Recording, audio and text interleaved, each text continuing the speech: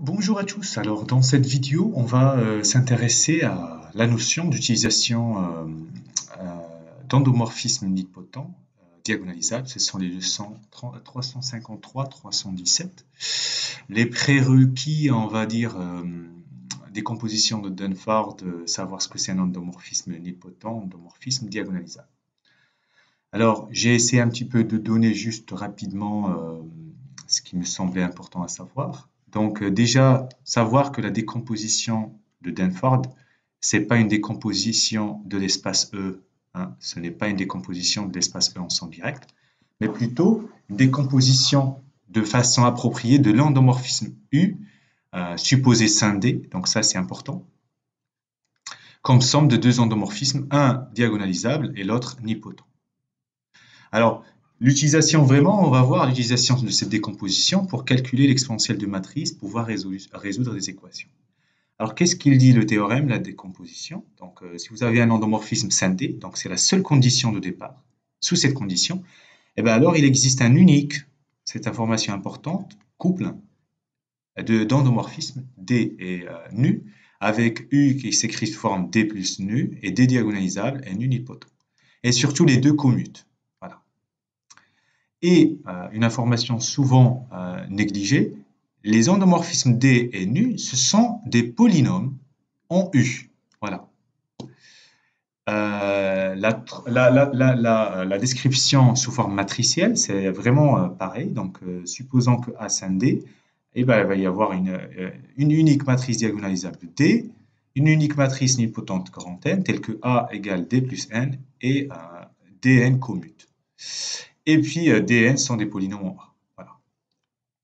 Alors, la troisième chose et dernière avant de commencer, c'est que l'exponentielle matricielle n'est pas injective. Donc, il faut garder en tête, voilà, l'exponentielle, qui a une matrice de Mn de C, par exemple, arrive dans Gln de C. Parce qu'on sait que dès qu'on a une matrice M, exponentielle M, donc cette matrice-là, à l'arrivée, c'est une matrice inversible. Vous voyez? Eh ben, cette application n'est pas injective parce que vous avez l'exponentielle de matrice nulle, c'est égal à l'identité, mais vous pouvez aussi fabriquer l'exponentielle d'une matrice qui donne l'identité. Voilà. Alors, regardons l'exercice que j'ai choisi. Donc, petit exercice sympa. Donc, on prend une matrice A d'ordre n, un coefficient dans C.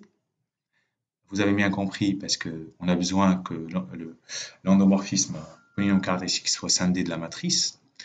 Alors, on cherche les matrices A dans Mn de C, telles que exponentielle de A égale IN. Vous voyez, justement, c'est ça l'objectif. C'est voir cette idée. Alors, donc, je vous explique l'idée. Alors, l'idée,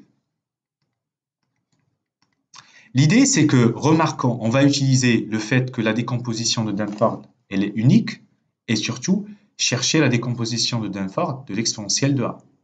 Alors, regardez l'idée, donc IN, c'est la matrice diagonale, donc sa décomposition de Danford, c'est IN plus ON. Donc, IN diagonalisable et ON nidpotente. Ben, si j'arrive à écrire l'exponentielle de A sous forme d'une matrice diagonalisable plus une matrice nidpotente, eh bien, puisque je cherche quand est-ce que c'est égal à IN, donc par unicité, on peut conclure quant à, voilà, on peut conclure quant à D, N, etc. Mais là, c'est un peu, voilà l'idée de ce qu'on va faire. Alors, c'est parti. Donc, on est dans C, sur C, donc la preuve, sur C, le polynôme caractéristique de A est scindé. Et on peut considérer la décomposition de Danford. Je vais l'écrire DD. Voilà. DD, c'est décomposition de Danford. Alors, il existe un unique couple de matrices D et N dans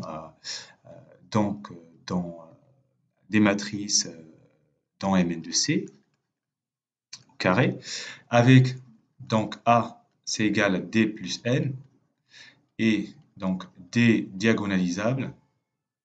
Attention, diagonalisable, ça ne veut pas dire diagonale, hein, donc diagonalisable. Et N nidpotente, et on a les deux commutes. ces deux commutes, c'est vraiment important, hein. C'est parce qu'on va voir que juste après, donc on va chercher, puisqu'on veut exponentielle de a, on peut écrire, alors on peut écrire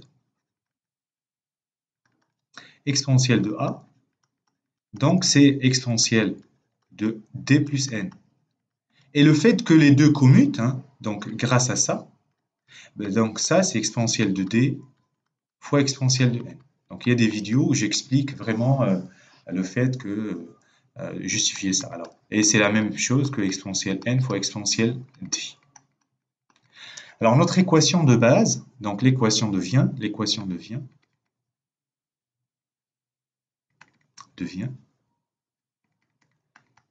alors donc exponentielle de d fois exponentielle de n égale in. Voilà. Alors maintenant, donc à droite j'ai in, à gauche j'ai cette matrice. Donc ça serait bien de chercher la décomposition d'Unford de cette matrice à gauche. D'accord? Alors on remarque, regardons. Donc exponentielle d fois exponentielle n, en fait ça fait exponentielle d plus exponentielle de d facteur de exponentielle de n moins in. Donc c'est comme si j'ai fait plus exponentielle d moins exponentielle d et je me suis arrangé pour avoir cette écriture. Alors l'idée de maintenant, est-ce que cette écriture-là, j'ai une somme de deux matrices, est-ce que c'est la décomposition d'Unford de la matrice qui est à gauche? Pour le savoir, il faut justifier que ça diagonalisable, point d'interrogation. Ça, est-ce que c'est nilpotente? Les deux commutent? Voilà, point d'interrogation. Alors, c'est parti. Alors, donc D est diagonalisable. Donc, le premier point, D est diagonalisable. On veut dire il existe P dans GLN de C et lambda 1 jusqu'à lambda n dans C, tel que donc D c'est égal à P diag lambda 1 jusqu'à lambda n, P moins 1. Alors, moi, ce qui m'intéresse, c'est exponentielle de D. Ainsi, exponentielle de D, ça fait P fois diagonale de exponentielle lambda 1, exponentielle lambda n, P moins 1. Alors, le passage de là à là, je vous laisse voir vidéo sur l'expo que j'ai déjà mis en ligne sur l'expo. Donc, finalement, exponentielle d, c'est bien diagonalisable. Elle est semblable à une matrice diagonalisable. Voilà. Donc pour conclure, donc exponentielle d est diagonalisable, est semblable à une matrice diagonale.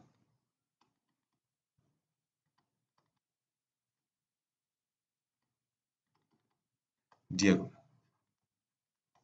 Alors, la deuxième chose, est-ce que exponentielle de d fois le crochet exponentielle n moins in est nilpotente? Alors, là encore l'idée, sachant que n est nilpotente. N est nilpotente.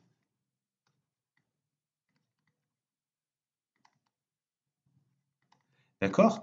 Alors, exponentielle n moins in, donc on sait la définition, donc n égale 1 puisqu'on a enlevé in, à plus l'infini. Alors, là j'ai mis plus l'infini, mais c'est, si vous voulez, je vais mettre, excusez-moi, je vais mettre un p de n puissance n sur factoriel n, avec p indice de on va dire ici à p-1, avec p indice de nilpotence.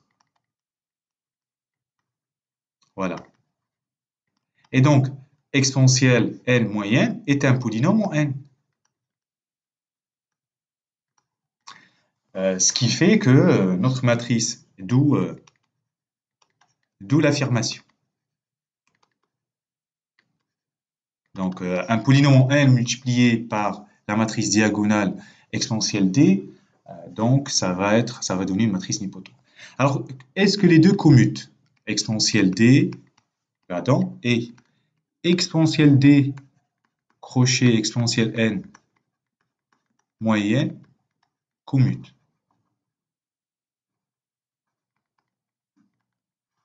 Alors, pourquoi? Alors en fait, il suffit de justifier déjà que exponentielle d, exponentielle n moins n commute, et comme exponentielle d commute avec exponentielle d qui est là, ben en fait, on a le résultat. Alors, en effet, exponentielle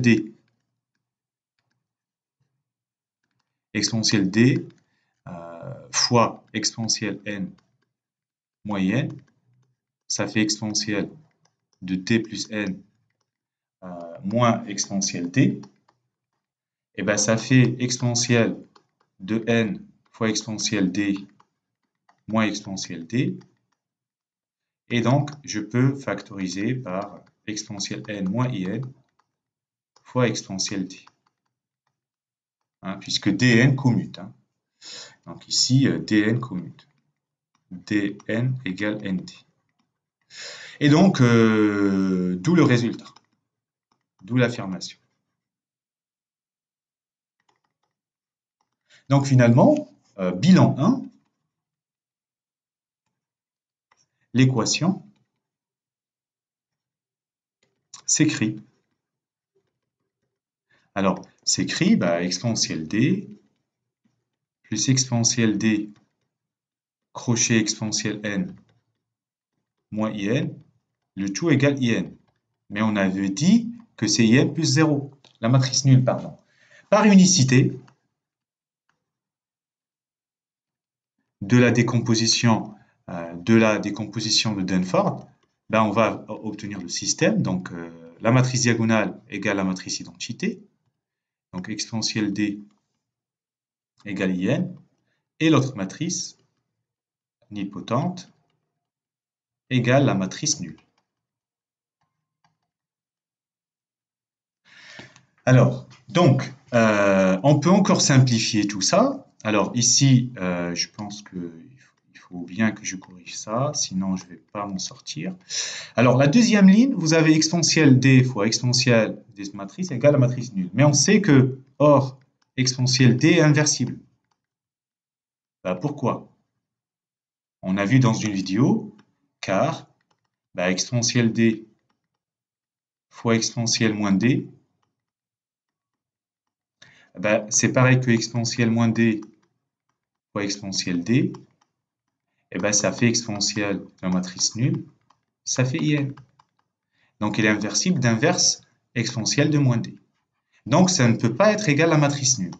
Donc, le système s'écrit.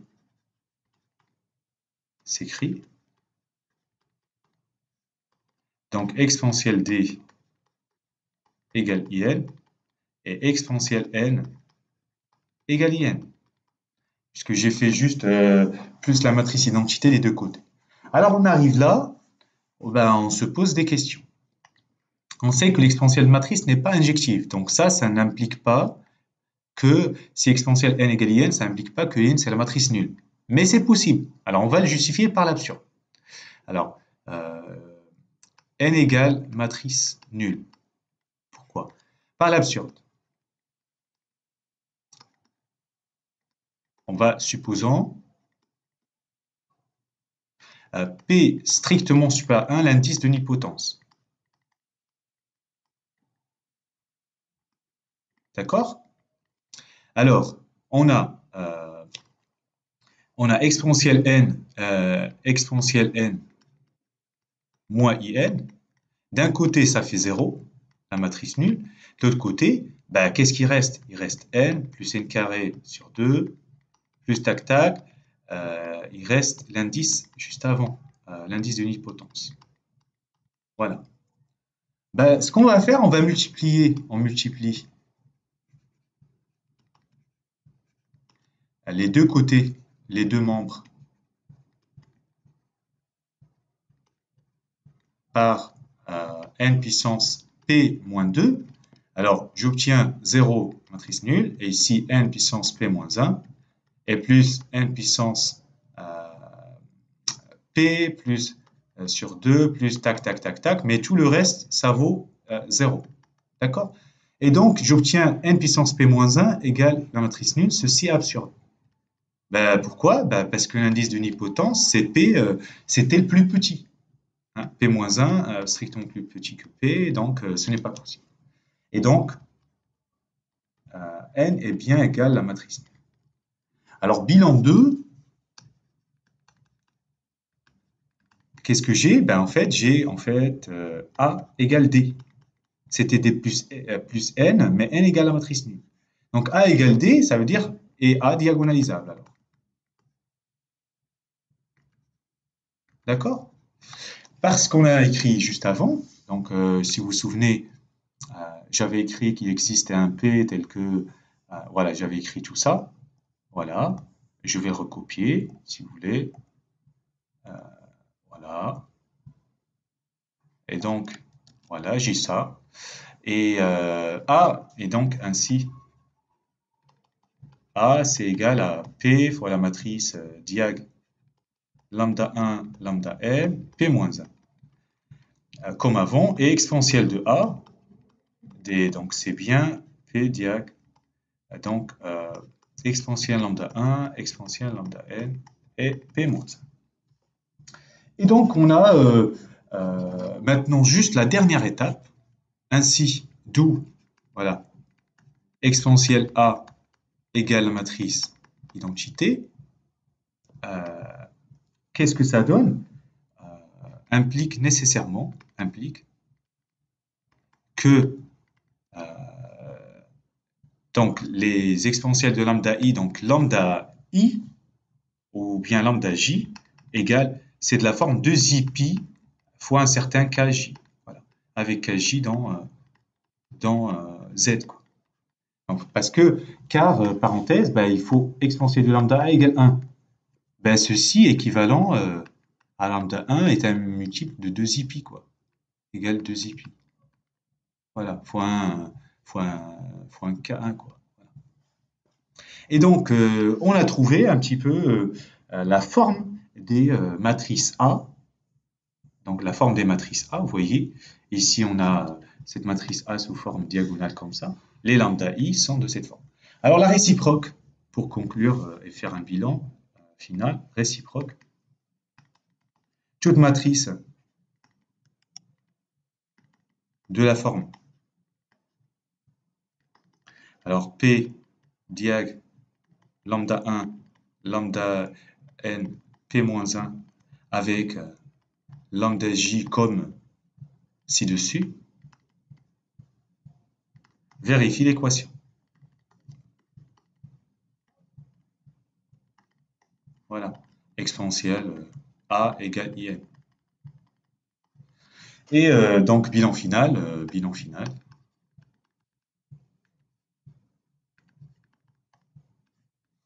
Bah, qu'est-ce qu'on a? Bah, S, en fait, l'ensemble des solutions, c'est la matrice, la forme P fois un certain delta fois P-1, avec P dans GLN de C, delta diagonale, hein, à coefficient 2i K et K dans Z. Et voilà, ça permet de conclure. Bon courage!